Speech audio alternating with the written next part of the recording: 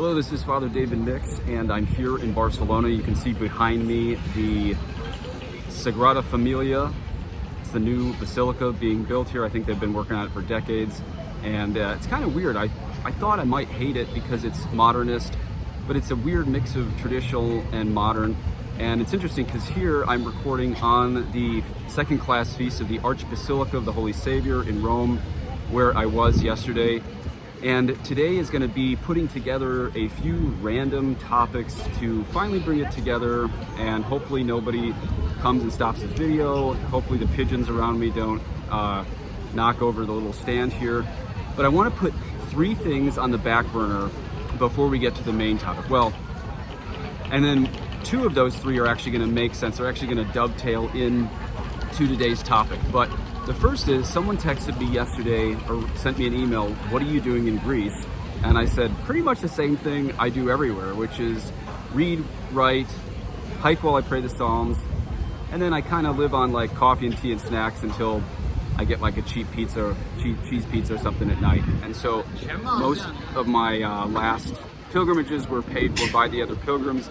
This one is paid for by donors. And so, you know, the ancient Jesuit way, and sorry about the wind there, the Jesuits had to inform people back home like how many baptisms they were doing and stuff. So I figured that with such a beautiful, or strange, however you see it, background there, I should probably tell my donors what I'm doing. And I was going to make this a humble brag, but I might as well make it a full brag that I have a single roller suitcase that I can fit my traditional Latin Mass kit in there, as well as my miraculous medals to hand out. Some of you saw what we were doing in Greece, helping the refugees with soap and pizzas, and then on the way back I was giving miraculous medals to people. And in this little roller suitcase I got the miraculous medals, I got the Latin Mass kit, and I have my MacBook Air so I can make videos that are not extemporaneous like this, like more planned ones. The funny thing is, most of you guys like the extemporaneous ones like this.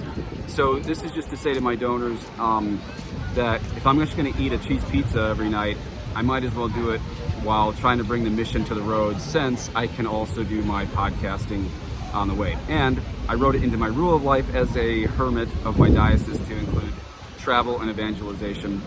So thanks to everyone who is supporting me. As I said earlier, today is the feast of the Archbasilica of the Holy Savior back in Rome, where I was flying through yesterday. And it is an interesting contrast between St. John Lateran and what you see behind me right now, which is Sagrada Familia in Barcelona, which is often named as a pretty modernist looking thing, and it is. But we have to remember that heaven is our goal. I'm going to read you something at the end that was in Known. That's one of the little hours of the Old Divine Office, the Roman Breviary. There's something in Known that comes from the book of the Apocalypse that's going to remind us that, as Taylor Marshall said in a recent video of his, the Catholic Church in heaven is it's the New Jerusalem. It's the true Jerusalem, and that's what we're aiming for. With all the problems going on in the Old Jerusalem now, we have to remember the final goal is the New Jerusalem. And that's going to tie in to what I have to say. Now, a lot of you saw the news. Now we can start this podcast. And here is what I'm going to call it. I'm going to call it, "What's your flashpoint of heresy?" What is your flashpoint of heresy? Flashpoint is that point that you are brought to where you're at violence. I don't mean physical violence. I mean, in this case, just violence in your heart. You're upset. And so I think a lot of people hit a new flashpoint, a lot of conservative, non-traditional Catholics yesterday, when they saw those. We don't want to tip off the algorithms on our host here. We'll call them those of alternative lifestyles can now have their kids baptized and be godparents. And I remember back when I was on the paramedic, and when I was an ambulance, when I was a paramedic on the ambulance, we all had nicknames. Unfortunately, mine was Churchy, which I don't like. And we would be talking engines and stuff, and they would call an engine, this was 20 plus years ago, a tranny, but tranny's something else now. And that's exactly what came out of the Vatican, who can be godparents. And I'm actually, surprise, I'm actually not gonna talk about a lot of that today, because I think it's a false flag for bigger issues going on. But here's what I want to make the point on, the news on those with alternative lifestyles being allowed to be godparents, is we hit a new flash. There's a lot of people who hit a new flashpoint of anger, or rather there's people who really haven't blown the whistle of heresy, who finally yesterday blew the whistle of heresy, and they're really worried. I'm going to get to my solution for that in a minute, but I do, this was the third thing I was going to put on the back burner, but this is going to dovetail in also. So since about 2017, when I really put together all the evidence on Benedict's resignation, really since 2017, I've had the same convictions on the papacy that I have told many of you in person when traveling to family and friends, and I've left enough breadcrumbs, little trail of breadcrumbs online. Now, people on certain forums like Twitter get mad, and these lay people with anonymous accounts start their inquisition against me, demanding of me that I answer this or that question on the papacy. All I'm going to say today is I'm not a 58 sedevacanist. There's no need to say everything and go get myself in trouble. But for those who follow the breadcrumbs, you know what I believe, and I've talked to many of you in real life. So when all this gets shaken out in 5 or 10 or 15 or 20 years, yeah, I will say I told you so, because since 2017, I've had the same conviction on the papacy, and a lot of you have figured out what that is, and that's still my conviction. And so that's going to be kind of my solution that we're going to get to. But the reason I'm calling this "What's Your Flashpoint of Heresy" is this. You know who, that's just what I'm going to call him today. You know who had much more serious heresies in the past than just what we saw yesterday, that those of alternative lifestyles can become godparents. Now, why do I think a new group of people reached their flashpoint of heresy yesterday? Really, because it's like, well, these are sins I'm not doing, so this bugs me. But if you really love the church, you're going to care about heresies that happened a really long time ago, well, not really long time ago, in the past 10 years. And I'll give you an example. In 2015, on the Feast of the Holy Family, you can remember that because of what's in the background right here. On the Feast of the Holy Family, in 2015, you know who said that Jesus, when he was a boy going into the temple, must have begged forgiveness of Joseph and Mary. I looked at the Italian. I don't want to hear people say you're mistranslating. I speak French, Spanish, Portuguese, and I can read Italian, Latin, and Greek. I looked at the Italian. It's the Feast of the Holy Family, again, the church behind me, in 2015.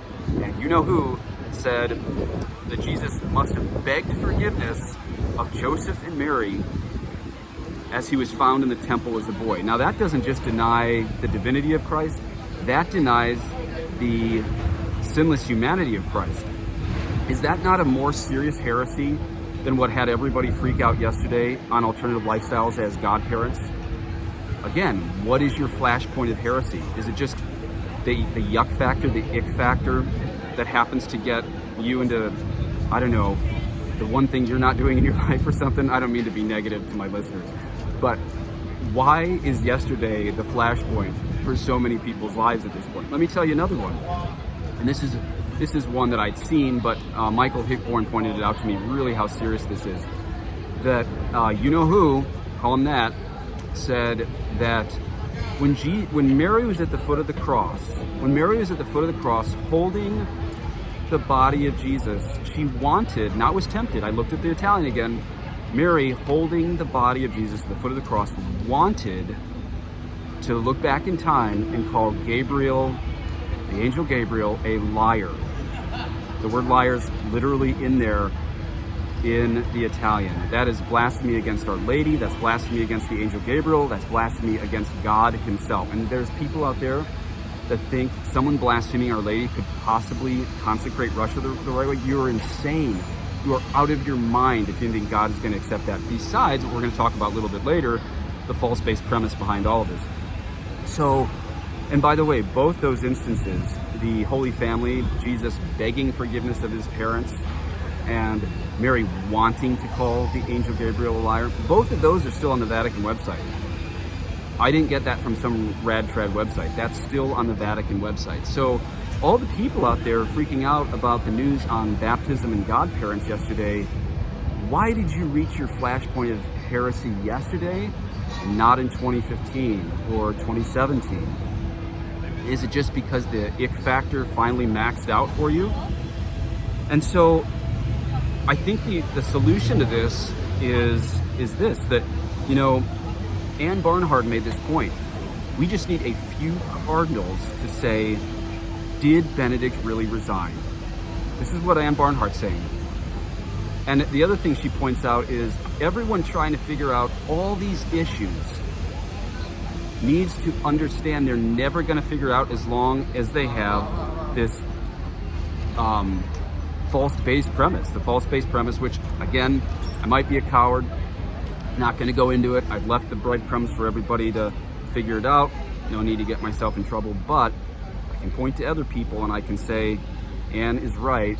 Until you figure out the false base premise, you cannot whine and complain about the heresy that is going on here. It's just a fact. And Archbishop Vigano has been very courageous on that lately. So today is, again, this is the feast of the Archbasilica of the Sagrada Family, or the Holy Savior, but behind me is Sagrada Familia, that means Holy Family in Barcelona. Again, just remember the background if you want to remember what I was saying about those really serious heresies. But this was from known in the old Roman breviary that I prayed today, and this is from the Divine Office. It's Apocalypse 21, 4-5. And I want you to remember as I read this what I said a little bit earlier about how the Catholic Church is the New Jerusalem and heaven is the New Jerusalem. Everyone who makes it to heaven will be Catholic. That is the New Jerusalem, not the old one where there's all these troubles. And this is why we have to fix we can never fix the New Jerusalem, because at the divine aspect of the church is always pristine and immaculate. At the human level, the Catholic Church is in more shambles than ever. And yes, there have been popes who have been frisky in their moral lives, but never, because it's a protected office, you can't have a heretical pope. It's impossible. It's impossible to have a heretical pope.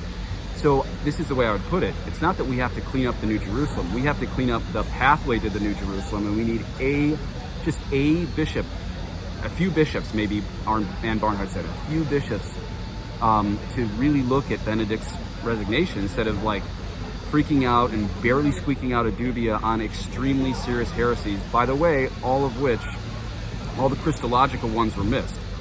If you remember Amoris Laetitia, that was another 6th and 9th commandment one. Oh, everyone freaked out. Yeah, they should. It's a heresy that the divorced and remarried can receive Holy Communion without an annulment. Of course that's a heresy. But why is everyone so worried about the 6th and 9th commandment heresies like Amoris Laetitia and yesterday on tranny godparents, instead of the Christological heresies? I think it's because they don't love the church as much as a priest who's actually orthodox and faithful. So why aren't the priests out there talking about this? So anyway, the good news is this. Apocalypse 21 reads this, and this was in the little office, the chapter of the little office of known today. Apocalypse 21, 4-5. He will wipe away every tear from their eyes, and death shall be no more. Neither shall there be mourning, nor crying, nor pain any more, for the former things have passed away. And he was seated on the throne said, Behold, I am making all things new. And so that's what I predict for the future. Despite the horrors that have happened in Rome over the past 10 years, I do believe the one good thing that's come out of this is the hermeneutic of continuity has been trampled and crushed and overturned. And so people really see, as Archbishop Vigano said, we now have a parallel church and the true Catholic faith. But as Our Lady of La Salette predicted, there would be a period of an eclipse in the church. Why? Because visibility is an important aspect of the church. Why did Our Lady of La Salette speak of the eclipse of the church? Because an eclipse demonstrates something is still there, it's missing to our senses. And that's where I think we're at, that there are still many, many faithful Catholics, and there's miracles happening, and there's still people coming into the church, and we have this promise that in heaven all tears will be wiped away. And we have this promise that already Jesus is making all things new through this crisis in the Catholic Church. How many people are coming to tradition? How many people are coming to see the true hermeneutic of rupture? How many people are smart enough to just start reading books made before 1950? Jesus says, Behold, I make all things new. And so he's even using the enemies of the church to bring people to Christ, to himself. But we do need the cardinals to stand up, question the false base premise, and look back not at just 6th and 9th commandment issues where people reach their flashpoint of anger, but really realize a pope can't speak Christological heresy. It's impossible. So you got to go back and study what happened in 2012 and 2013. And if I'm speaking in too much code, and please God, if some cardinal hears this, go listen to the Ann Barnhart videos, Archbishop Vigano, Father Altman. I'm just directing you to them, and I talk to a lot of people one-on-one, but let me just read Apocalypse 21 one more time. He will wipe away every tear from their eyes, and death shall be no more. Neither shall there be mourning, nor crying, nor pain anymore, for the former things have passed away. And he who is seated on the throne said, behold, I am making all things new. We are at a cracking point here, that you got to choose the new church or the old church here. And the old things have passed away. The 1960s and 70s are passing away, and young people are turning to the apostolic faith, the faith that is the faith of all the saints and the old school popes and the magisterium and the church fathers and the desert fathers. And I think it is because people are waking up, even if it's a little late, even if their flashpoint of heresy is a lot higher than mine was. I'm not going to kick anyone out of the new traditional boat, because it's our Lord who says, I make all things new. Quite ironic, we're talking about our Lord making all things new as he brings us into tradition, to realize that he is faithful. The cardinals need to be faithful to blowing the whistle on the very obvious situation we have in the church at this point. God bless you.